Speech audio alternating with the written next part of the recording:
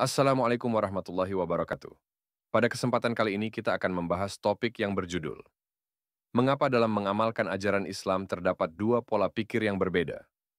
Pihak pertama mengikuti pola pikir yang mengamalkan ibadah dan akidah berdasarkan fiqih mazhab, di mana pendapat Al-Quran dan hadis diterapkan sesuai dengan ketetapan ijtihad mazhab dan ulama yang terakhir.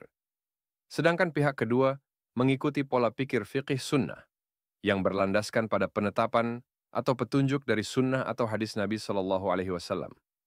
Mengapa perbedaan ini terjadi padahal rujukannya sama, yaitu Al-Quran dan hadis, Tuhan yang sama, dan Nabi yang sama?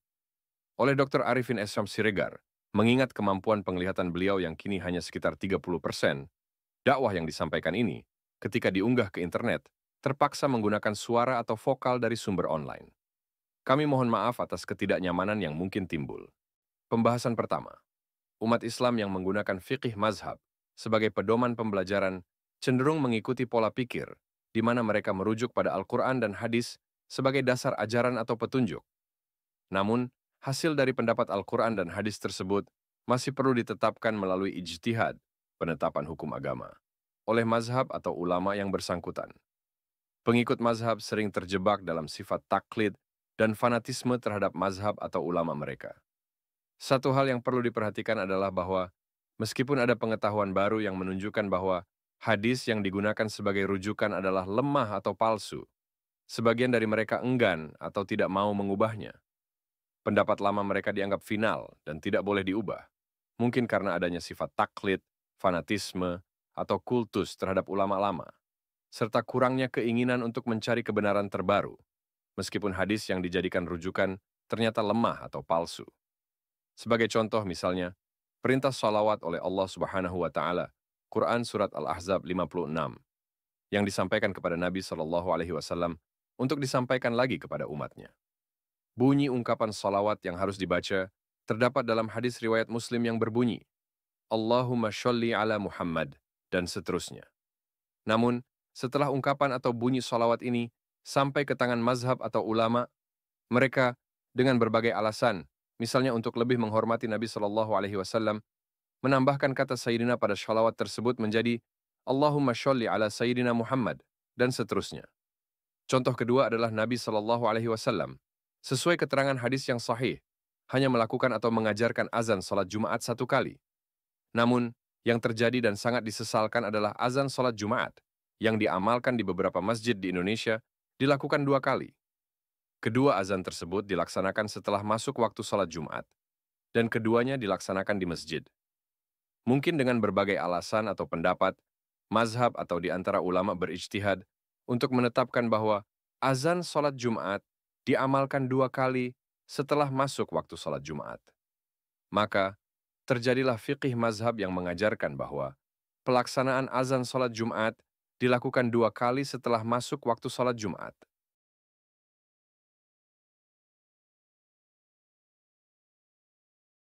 Contoh ketiga, misalnya, menghadiahkan pahala kepada yang sudah wafat. Meskipun dalam Quran surah An-Najm ayat 39 menyatakan, wa al-laisa lil insani illa ma sa'a, yang artinya, dan seseorang hanya akan mendapat ganjaran, pahala, dari apa yang diusahakannya sendiri. Namun, dengan berbagai alasan, mazhab atau ulama tertentu berijtihad, bahwa orang yang masih hidup masih bisa atau boleh menghadiahkan pahala kepada orang yang sudah wafat. Pendapat ini telah dianggap final dan tidak boleh diubah karena sudah menjadi ijtihad mazhab atau ulama tersebut. Nah, contoh keempat, pada salat jenazah, setelah imam selesai membaca salam untuk menutup salatnya, ada yang masih menambahkan doa yang panjang. Tersirat artinya, mereka menganggap doa dalam salat jenazah yang diajarkan oleh Nabi Shallallahu Alaihi Wasallam kurang sempurna dan perlu ditambah agar lebih lengkap melalui ijtihad ulama atau mazhab. Pembahasan kedua, mereka yang mengikuti fiqih sunnah, khususnya dalam masalah ibadah dan akidah, memiliki rujukan untuk menetapkan fiqih, hukum, sebagai petunjuk atau ajaran tentang cara, kaifiat, tata cara, penggunaan, pengamalan, dan sebagainya. Mereka terikat dengan petunjuk sunnah Nabi Shallallahu Alaihi Wasallam dari hadis yang khusus dalam masalah ibadah dan akidah yang tidak boleh diubah atau dimodifikasi. Mengubah-ubahnya mendapat ancaman dari Nabi Shallallahu Alaihi Wasallam dengan bid'ah, kesesatan, dan masuk neraka. Inilah yang harus diajarkan oleh ulama fiqih sunnah kepada pengikutnya. Selain itu, hal penting lainnya adalah jika ditemukan bahwa hadis yang digunakan sebagai rujukan ternyata lemah atau palsu. Setelah diselidiki oleh ulama hadis, seperti Imam Bukhari, Muslim, atau Syekh Nasiruddin Al-Albani, maka pengikut fiqih sunnah harus rela dan ikhlas untuk meninggalkan atau mengubah ibadah dan akidah yang sebelumnya telah terlanjur diamalkan. Komentar: sesungguhnya penggunaan fiqih mazhab masih dapat ditolerir atau digunakan. Namun, masalah muncul ketika sifat fanatik atau kultus terhadap mazhab yang dijadikan rujukan terjadi meskipun mazhab tersebut telah mengubah atau memperbaiki pendapatnya di kemudian hari. Sayangnya, karena keengganan mereka untuk menerima ilmu yang baru atau mencari kebenaran, mereka tetap berpegang pada pendapat lama, meskipun mazhab atau ulama yang mereka ikuti sudah mengubah pendapatnya. Akibatnya, terjadilah kebekuan dalam pemikiran.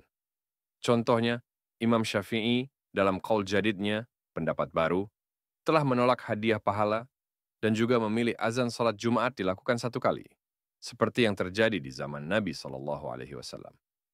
Rujukan ini dapat dibaca dalam kitabnya Al-Um dan Al-Risalah. Komentar: pembahasan kita kali ini khusus mengenai fiqih dalam masalah ibadah dan akidah.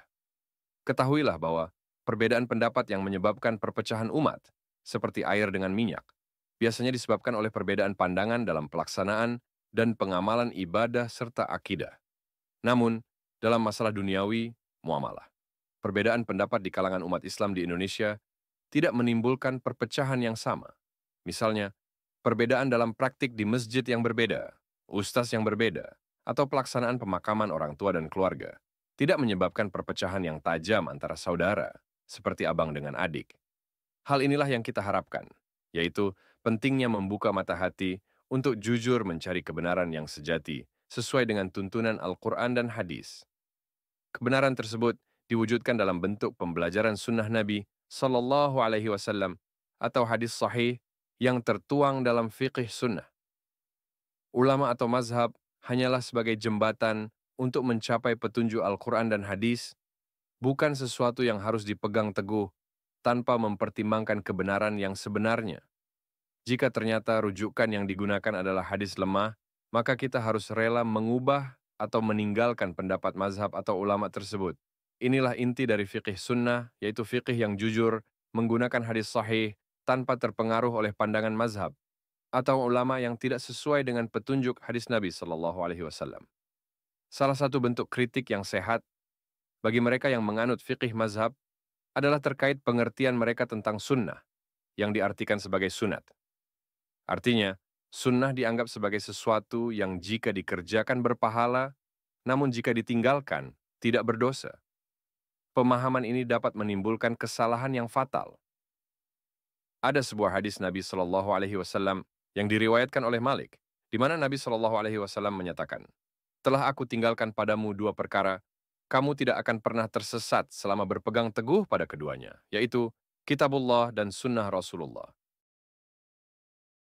Sejauh arti sunnah dalam hadis ini dianggap sebagai sunat, maka yang ditinggalkan oleh Nabi untuk kita adalah amalan-amalan atau petunjuk yang hanya bersifat sunat saja. Dengan demikian, amalan yang wajib seperti sholat 5 waktu boleh diabaikan atau ditinggalkan, dan hanya sholat tarawih yang hukumnya sunat yang harus diamalkan untuk keselamatan dunia akhirat. Ini adalah pengertian yang salah dan fatal jika sunnah diartikan sebagai sunat. Jadi, arti yang benar dari sunnah adalah bentuk ajaran, petunjuk, dan amalan dari Nabi Shallallahu Alaihi Wasallam yang harus diikuti untuk keselamatan, baik yang hukumnya wajib maupun sunat.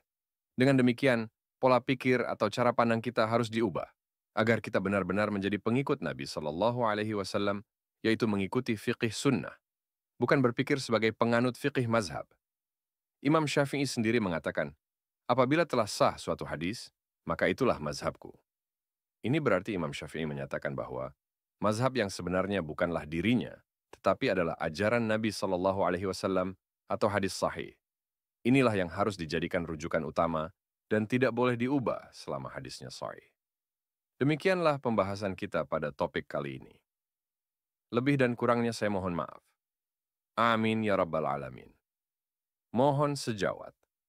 menyebarluaskan dakwah-dakwah ini. Semoga kita mendapat pahala karena telah menyebarkan dakwah ini. Saya akhiri dengan mengucapkan wassalamualaikum warahmatullahi wabarakatuh. Sampai bertemu di video saya selanjutnya. Terima kasih.